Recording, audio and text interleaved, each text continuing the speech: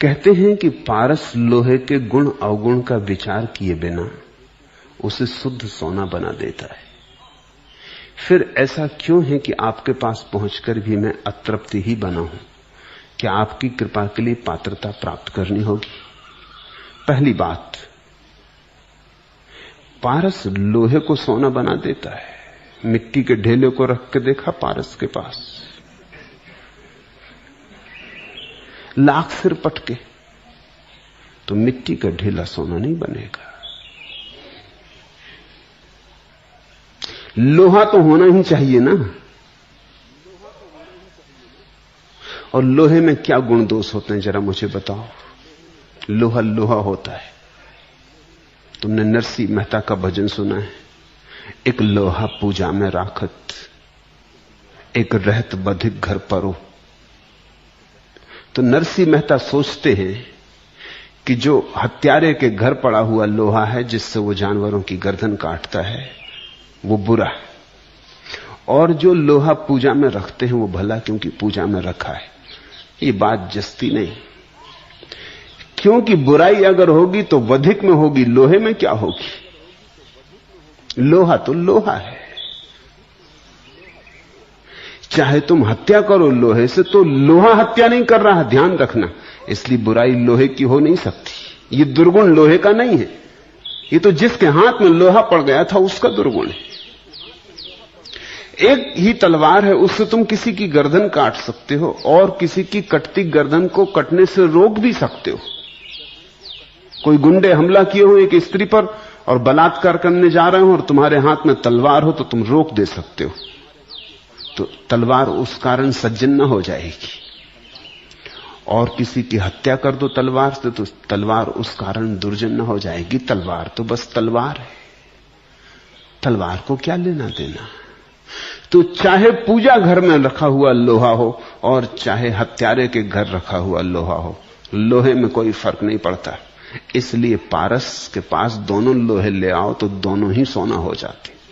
लेकिन संत के पास हत्यारे को लाओ और पूजा करने वाले को लाओ तो फर्क पड़ेगा। दोनों लोहों में तो कोई फर्क था ही नहीं, दोनों लोहे थे।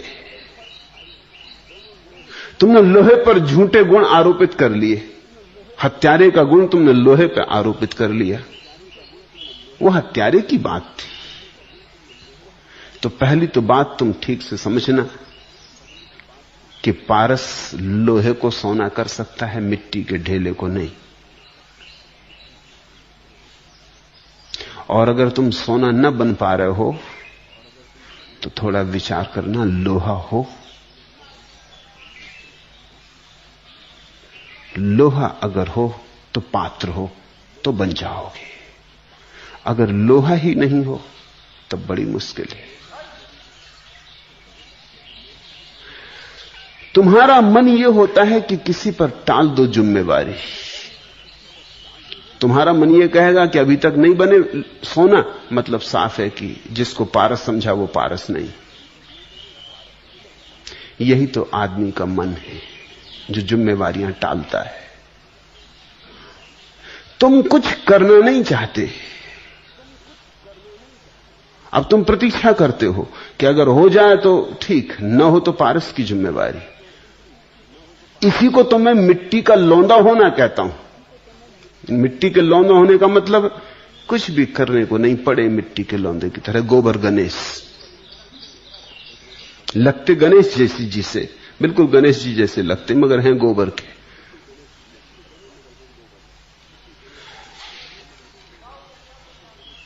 मिट्टी के लौंदे का अर्थ है कि तुमने अपने जीवन को अपने हाथ में लेना नहीं सीखा। तुम थपेड़ों पर जी रहे हो,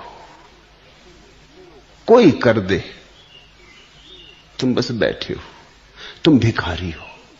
कोई दे दे तो ठीक, कोई ना दे तो गाली गलौज, लेकिन तुम उठ के कुछ भी करने की तैयारी में नहीं हो। ये तुम मिट्टी के लौंदे हो। पारस भी तुम्हें कुछ न कर पाएगा। थोड़ा उठो, थोड़ा करने में लगो, थोड़ा जीवन को बदलने के लिए श्रम, थोड़ा ध्यान, थोड़ी प्रार्थना, थोड़ी पूजा। बुद्ध ने कल कहा कि गलत जो मालूम पड़े उस आदत को तोड़ना, जो ठीक मालूम पड़े उसके अभ्यास को गहरा करना और चित्त को रोज रोज निखारते जाना, ताकि और साफ साफ दिखाई पड़ने लगे कि क्या गलत है क्या ठीक है। अक्सर लोग सोचते हैं कि जैसे ये कोई मेरी जिम्मेवारी है, अगर तुम भटक गए तो तुम भगवान के सामने ये ना कह सकोगे कि हम क्या करें, कोई पारस मिला ही नहीं। तुम ये ना कह सकोगे। अगर तुम ठीक से समझो तो पारस भी तुम्हारे भीतर पड़ा है, तुम उसे खोजो, बिना खोजे ना मिलेगा। पारस कहीं बाहर नहीं रखा है,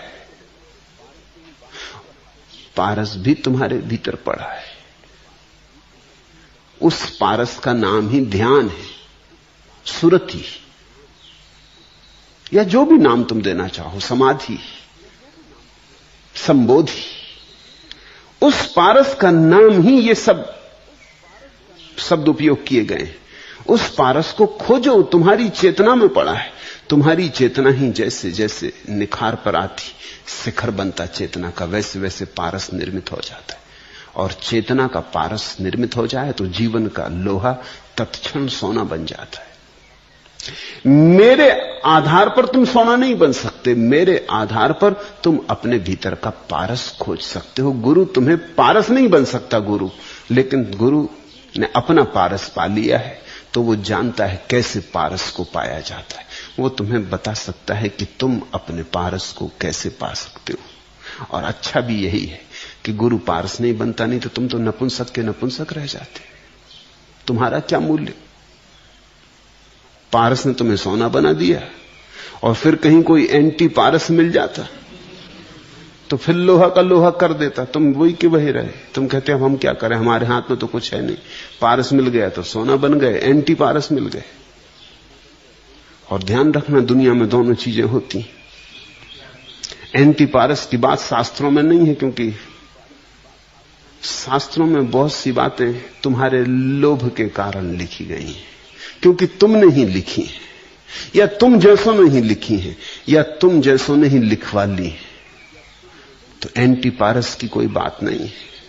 लेकिन इस जगत में हर चीज का विरोधी होता है। अगर ऐसा है कि पारस से लोहा सोना हो जाता है, तो जरूर कहीं कोई ऐसी कीमिया होगी जिससे सोना लोहा हो जाए। फिर तो तुम बिल्कुल ही नपुंसक हो गए, तुम्हारे हाथ में कुछ भी न रहा। नहीं, इस तरह पारस से सोना बनना भी मत। अगर मैं कहूं भी कि मैं बनाने को तैयार हूं, तो कहना रुको, मुझे खोजने तो खुद, क्योंकि अपने से बनूंगा तो फिर मुझे कोई मिटा ना सकेगा। ऐसे किसी और से बन गया तो मिट जाऊंगा, फिर कोई मिटा देगा। तो ऐसे बनने का कोई मूल्य नहीं है। ये बड़ा सस्ता बनना हुआ, और सत्य इतना सस्ता नहीं मिलता है। पात्रता का इतना ही अर्थ होता है कि तुम उठो, आंख खोलो, थोड़ा चलो। मेरा हाथ तुम्हारा साथ देने को तैयार है, मैं तुम्हें दूर तक ले चलने को राजी हूं, लेकिन उठो, चलो। तुम सो रहे हो चादर ताने, और तुम कहते हो मंजिल नहीं मिलती। तुम यहां से हटना भी नहीं चाहते। तुम चाहते हो कोई स्ट्रेचर में डाल के और तुम्हें मंजिल पहुंचा दे। तो फिर मंजिल ना हुई, अस्पताल होगा।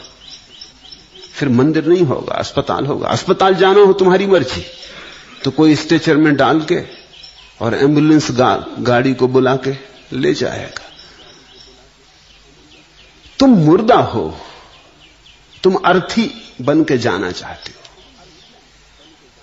4 आदमियों के कंधे पे सवार हो गए, अर्थी बन गए और चले। एक सूफी फकीर मर रहा था। ठीक मरने के पहले वो उठ खड़ा हुआ अपनी सैया से, और उसने कहा मेरे जूते कहां हैं? उसके शिष्यों ने कहा क्या करते हैं आप? चिकित्सक कह रहे हैं कि अब आप बचेंगे नहीं। वो कहते हैं वो तो मैं भी जानता हूं, चिकित्सक के कहने से क्या लेना देना है। घड़ी मेरी करीब आ रही, सूरज डूबने को हो रहा, उसी के साथ मैं डूब जाऊंगा। जूते लाओ जल्दी। पर उन्होंने कहा आप जूते लाके करना क्या है? आप विश्राम करें। उन्होंने कहा विश्राम करके क्या करना है? मौत तो आ रही, और मैं किसी के कंधे पर सवार होकर मरघट नहीं जाना चाहता। जूते ले आओ, मैं मरघट चलता हूं। अपनी कब्र खुद खोदूंगा, अपना जीवन खुद जिया, अपनी मौत भी खुद मरूंगा, उधार नहीं। अजीब आदमी रहा होगा।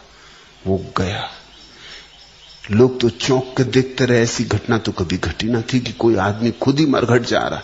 मरघट तो लोग दूसरे की सिर पे चढ़ के जाते, सदा से पुरानी आदत है। जिए भी दूसरों के सिर पे चढ़ के, मरते भी दूसरों के सिर पे चढ़ के चले जाते। वो गया, उसने कुदाली हाथ में ले ली, उसने अपनी कब्र खोदी। पर लोगों ने कहा हम साथ दे दें। उसने कहा कि रुको, मेरे काम में बाधा मत डालो। मैं ये न चाहूंगा कि परमात्मा मुझसे कह सके कि मैंने किसी के कंधे पर किसी तरह की सवारी की। मैं जीवन अपने ढंग से जिया हूं, मरूंगा भी अपने ढंग से। उसने अपनी कब्र खोद ली, वो कब्र में लेट गया और उसने कहा कि नमस्कार मित्रों, आंख बंद कर ली और मर गया। अगर उसका बस होता तो वो कब्र पे मिट्टी भी खुद फेंक लेता।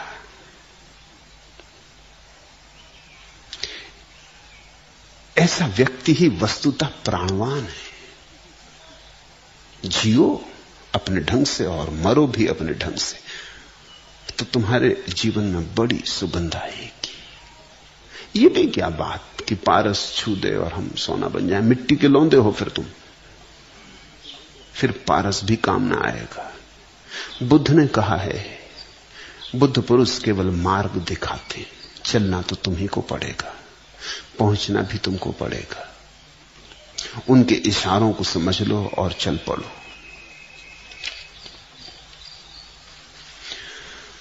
पूछते हो कि मैं अब भी अतृप्त ही बना हूं। शायद यही कारण होगा कि तुम कुछ कर ही नहीं रहे हो। शायद यही कारण होगा कि तुमने मान लिया कि अब पहुंच गए भगवान की सानिध्य में, बात खत्म हो गई, अब और क्या करने को है। अब करो तुम, अब हम देखेंगे क्या करते हो, और बाधा डालेंगे सब तरह की, करने भी ना देंगे। करो तुम, सहयोग भी ना देंगे, असहयोग भी करेंगे, फिर देखें क्या करते हो।